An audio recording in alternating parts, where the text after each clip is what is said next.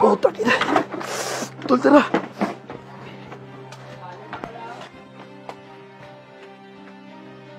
Saan kayo?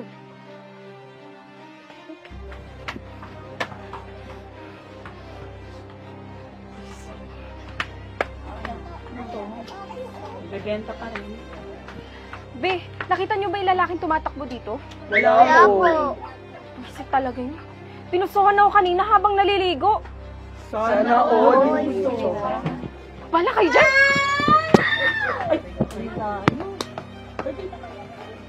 Hay! Nag-aaway kayo. Kasi talaga yung bamboboso na yun. Pasalamat siya. Hindi ko siya nahuli. Hindi. Lintik lang talagang walang ganti. Sino ba to? Hello? Sino to? Amy. Di ko nagustuhan yung ginawa mo kanina. Nagwawala ka pa, ha? Ang KJ mo naman dun. Kapal naman ng apog mo. Ikaw pala yung namboboso sa akin kanina. Ang kapal ng mukha mo, tatawag ka pa sa akin ngayon? Oo nga. Ako nga yung boboso sa'yo. Masyado mo akong binitin kanina. Tsaka, napakaganda talaga ng katawan mo, no? Ang kinis pa. Hayop ka! Hayop ka! Ipapapulis kita! Easy lang. Tsaka, meron ka palang tinatagong buhay na nunal sa kwan, ha? Yan ang problema sa'yo, Amy. Masyado kang sumbongera. Bastos ka! Sisiguraduhin kong makukulong ka. Bago ako makulong, ikakalat ko muna yung video mo habang naliligo ka. Anong video pinagsasabi mo? Video? Alam mo ba, meron akong video habang naliligo ka. Collection ko yun eh. Ha? Kaya kung ako sa'yo, pagbibigyan mo ako sa gusto ko. Mamboboso lang ako sa'yo habang naliligo ka. Ha? Kung hindi, ikakalat ko to. Hello? Hello?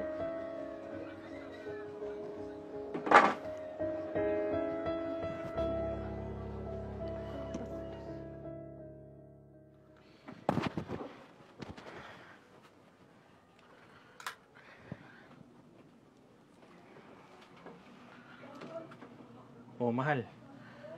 Ba't ang lungkot mo at parang wala ka yata sa sarili mo? Wala. Baka pagod lang ako. Pagod? Mahal naman. Kahit magsinungaling ka pa sa akin o magtago ka pa, malalaman at malalaman ko pa rin. Ano ba yon? Ano kasi eh. Ano nga?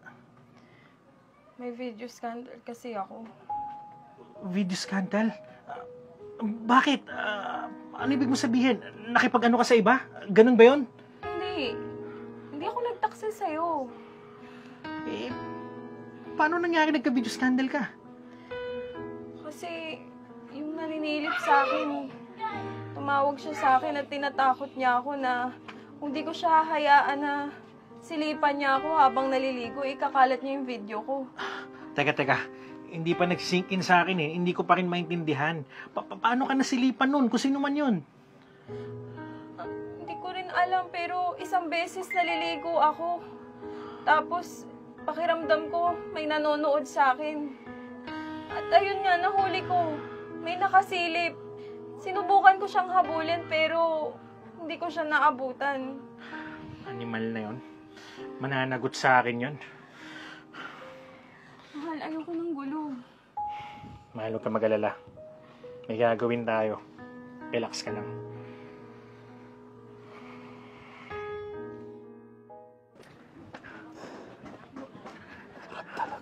Huli ka, Balbon!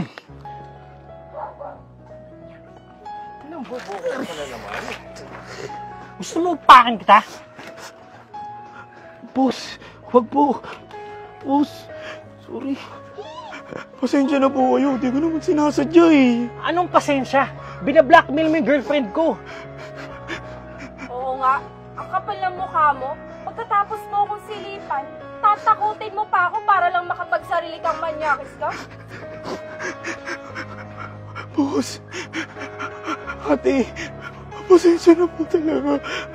Sige, papapuran ko na po yung video. Nagawa ko lang naman po yun kasi nagipit ako eh. Kailangan ko lang naman po talaga kasi pambili ng gamot ng nanay ko eh. Ano kinalaman nung pagbibideo mo doon sa naliligo doon sa nanay mong may sakit?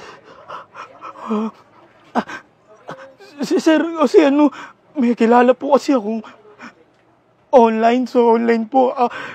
Ang sabi niya po sa akin, pag nakakuha po ako ng video ng mga babae na naliligo, nakaubad, pabayaran niya raw po ako ng 3K. Nagipit lang po talaga ako, kailangan ko po talaga ng pera kasi may sakit po yung magulang ko, sir. Patawarin niyo po ako. Hindi ko po sinasadya talaga. Ganda. Medyo interesante itong kwento mo, ha? So, ganun pa man, sumama ka sa amin sa presinto at doon ka na magpaliwanag. Sir, wag naman. Sir, please. Wag naman po. Ang bigat mo kaya. Yan dapat sa'yo. Mabulo ka sa kulungan, manyakis! Magalala, mahal. Hindi na mangyayari ulit yun.